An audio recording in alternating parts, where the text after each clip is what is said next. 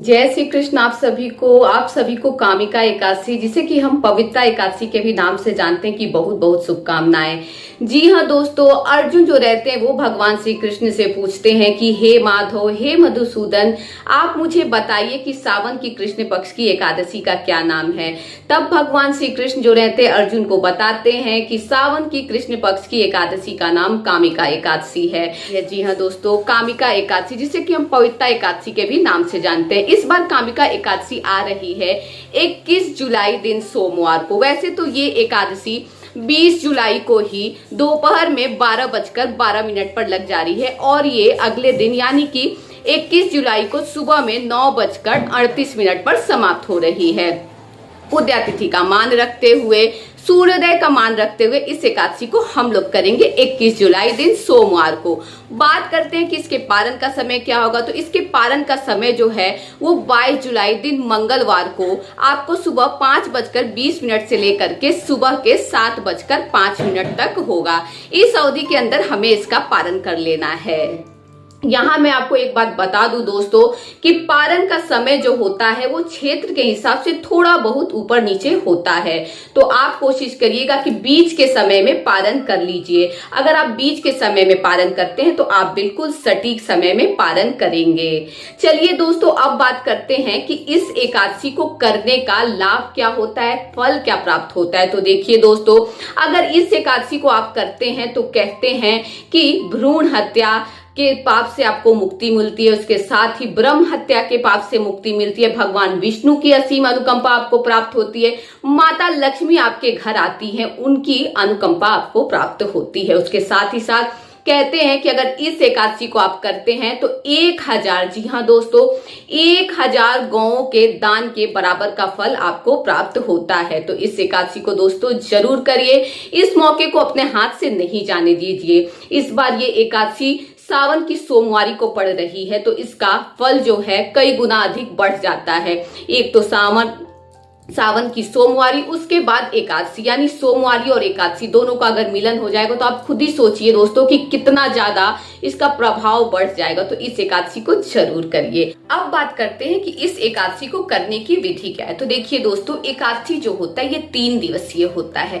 ये 10वीं से ही शुरू हो जाता है। 10वीं, एकादशी, द्वादशी। 10वीं वाले दिन ही हमें स्नान से निर्वित होकर के अपने केशों को धो लेना है और उस दिन से ही हमें ब्रह्मचर्य का पालन करना है। लहसुन प्याज त्याग देना है, लहसुन प्याज को अपने खाने में शामिल नहीं करना है।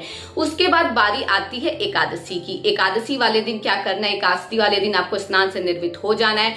चूंकि ये सावन की एकादशी है तो आप पीले वस्त्र छोड़ करके हरा वस्त्र भी धारण कर सकते हैं। तो आप हरा वस्त्र या पीला वस्त्र जो भी हो वो धारण करें। उसके बाद विधिवत तरीके से भगवान विष्णु का पूजन पाठ करें। उसके बाद भगवान श्री विष्णु को इस दिन पीले रंग का खाद्य पदार्थ प्रसाद में चढ़ाएं। उसके बाद हो सके तो पीला पुष्प, भगवान को बहुत पसंद है तो पीला पुष्प चढ़ाएं।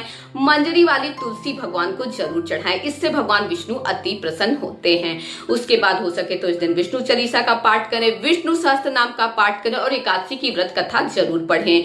उसके बाद आरती करें। आरती करने के बाद आपका पूजा में कोई भी कमी आ गई हो तो उसके लिए, भगवान से त्रुटि हो गई हो तो क्षमा याचना करें। क्षमा याचना करने के बाद जो प्रसाद होगा घर में सभी को वितरण करें, खुद ग्रहण करें और इस दिन आप फलहार रहें। बाद बारी आती है आपकी द्वादशी की। द्वादशी के बारे में कहते हैं कि एकादशी से भी ज्यादा महत्व द्वादशी का होता है। तो द्वादशी वाले दिन आपको स्नान से निर्वित होकर के सबसे पहले पूजन पाठ करना है, फिर दान करना है। दान में आप अन्न का दान अगर करते हैं तो विशेष उत्तम होता है, नहीं तो आप पैसे का भी दान कर सकते हैं। दान जो होगा आप जरूरतमंद को कर सकते हैं या फिर ब्राह्मण को कर सकते हैं। उसके बाद इस दिन आपको द्वादशी वाले दिन भी आपको लहसुन प्याज से मुक्ति खाना खाना होगा। इस दिन जो आप होगा मसूर की दाल और बैगन बिल्कुल भी नहीं खाएंगे। उसके बाद दोस्तों मैं यहाँ आपको बता दूं कि आपका एकादशी से भी ज्यादा महत्व द्वादशी का होता है। द्वादशी में जब आप पारण करेंगे तो पारण जो होगा वो समय देख के ही करेंगे, क्योंकि द्वादशी का जो पारण होता है वो एक समय में ही करना चाहिए। अगर आप समय में पारण नहीं करते हैं तो कहते हैं कि आपका एकादशी का व्रत करने का फल पूर्ण रूप से आपको प्राप्त नहीं होता है। पारण में आपको चावल जरूर खाना रहता है। अगर आप चावल नहीं खाते हैं तो आपका जो पारण है वो अधूरा रह जाता है। तो आप चावल को विशेष रूप से अपने पारण में शामिल करिए। अब हम बात करते हैं कि इस एकादशी की व्रत कथा क्या है। तो इस एकादशी की व्रत कथा यानी कि कामिका एकादशी की व्रत कथा के अनुसार एक ब्राह्मण और एक क्षत्रिय थे। ब्राह्मण और क्षत्रिय में किसी बात को लेकर के कहासुनी हो जाती है और उनमें हाथापाई चालू हो जाती है। इतने में गलती से क्षत्रिय से ब्राह्मण की हत्या हो जाती है। जब हत्या हो जाती है तो क्षत्रिय को बहुत पश्चाताप होता है, उसे बहुत ग्लानि होने लगती है कि उससे ये क्या महापाप हो गया और उसे कुछ समझ में नहीं आता है। फिर वो प्रण लेता है कि वो उस ब्राह्मण का बहुत ही विधि विधान से अंतिम संस्कार करेगा, उसके बाद उसका कर्मकांड करेगा। लेकिन गांव के जो और ब्राह्मण रहते हुए उससे रुष्ट रहते हुए कहते हैं कि नहीं, हम तुम्हारा कर्मकांड में शामिल नहीं होंगे क्योंकि तुमने एक ब्राह्मण की हत्या की है, तुम्हारे ऊपर ब्रह्म हत्या का पाप लग गया है। वो जो क्षत्रिय रहता है काफी परेशान हो जाता है, रोने लगता है, वे उन ब्राह्मणों के चरणों में गिर जाता है और वो कहता है कि मुझसे ये पाप गलती से हो गया है, लेकिन फिर भी मैं इसका पश्चाताप करना चाहता हूँ, इसके लिए मुझे आप कोई उपाय बताइए। तब वे जो ब्राह्मण रहते हैं वे क्षत्रियों को बताते हैं कि तुम सावन के कृष्ण पक्ष की कामिका एकादशी यानी कि पवित्रता एकादशी को करना। इस एकादशी के फल के प्राप्त से तुम्हें ब्रह्म हत्या जैसे पापों से मुक्ति मिल जाएगी। तब जो वो क्षत्रिय रहता है वो इस एकादशी यानी कि सावन की कृष्ण पक्ष की कामिका एकादशी को करता है। इसके प्रभाव से उसे ब्रह्म हत्या के पाप से मुक्ति मिल जाती है और फिर विधि विधान से उस ब्राह्मण का अंतिम संस्कार और कर्मकांड होता है।